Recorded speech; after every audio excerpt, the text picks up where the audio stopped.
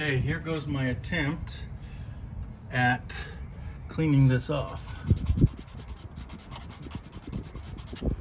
So you just want to barely touch it here.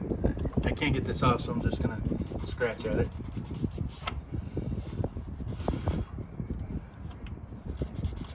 And you just barely want to scratch at it. This is the tricky part. I should probably take this off, but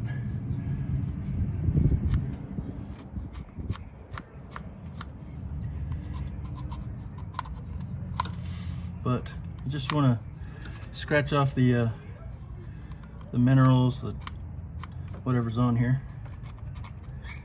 just lightly.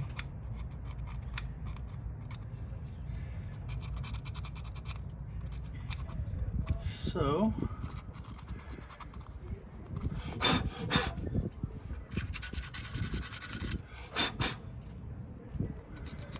I think what happened is this seal right here got wet. I washed it, but it was acting up when I got over there, so it had been dirty for quite a while then. That's a really bad one. Anywho, we'll give that a whirl and get back to you on that.